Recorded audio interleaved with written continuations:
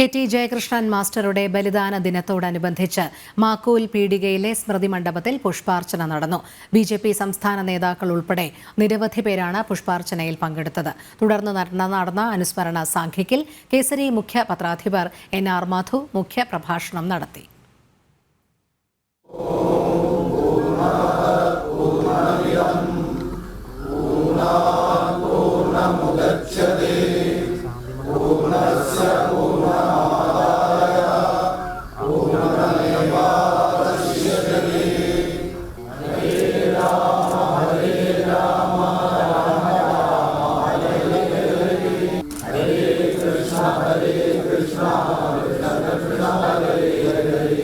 KT Jayakrishnan മാസ്റ്ററുടെ കാൽനൂറ്റാണ്ടിന്റെ ഓർമ്മകൾക്ക് മുമ്പിൽ പ്രണാമമർപ്പിച്ച് നൂറുകണക്കിന് പ്രവർത്തകരാണ് സ്മൃതി മണ്ഡപത്തിൽ പുഷ്പാർച്ചന അർപ്പിക്കാൻ കണ്ണൂരിലെ വീട്ടിലേക്ക് എത്തിയത്.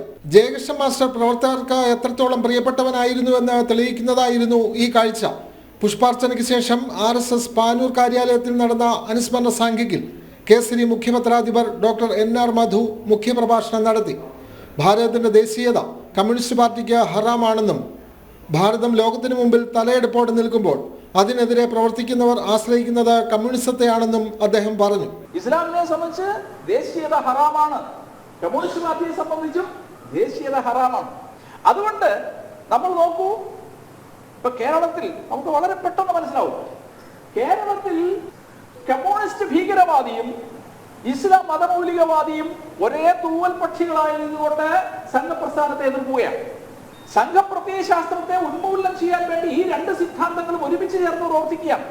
അതിന്റെ കാരണം സൈദ്ധാന്തികമായി അവർക്ക് സാധർമ്യമുണ്ട് എന്നുള്ളതാണ്. എന്നാൽ പ്രായോഗിക തലത്തിൽ ഈ ഇസ്ലാമിക മതമൗലികവാദം കമ്മ്യൂണിസ്റ്റ് പാർട്ടിയെ സിദ്ധാന്തത്തെ വിഴുങ്ങാൻ പറ്റില്ല. കാരണം അങ്ങനെയൊന്നും ഇല്ല. കമ്മ്യൂണിസ്റ്റ് പാർട്ടിയെ വിഴുങ്ങിയതാണ് ലോകത്തിൽ മുഴുവൻ നമുക്ക് കാണാൻ സാധിക്കും. RSS ഉത്തര കേരള പ്രാന്ത സഹകാര്യവാഹ് PP സുരേഷ് ബാബു, BJP ദേശീയ നിർവാഹക സമിതി അംഗം PK കൃഷ്ണദാസ്, യുവമോർച്ച സംസ്ഥാന അധ്യക്ഷൻ പ്രഫുൽ കൃഷ്ണ, BJP സംസ്ഥാന വൈസ് പ്രസിഡന്റ് സദാനന്ദൻ മാസ്റ്റർ, സംസ്ഥാന സെക്രട്ടറി K രഞ്ജിത്ത്, സംസ്ഥാന വക്താവ് സന്ദീപ് വചസ്പതി, ജില്ലാ പ്രസിഡന്റ് N ഹരിദാസ് തുടങ്ങിയവർ ചടങ്ങിൽ പങ്കെടുത്തു. ജനം, കണ്ണൂർ.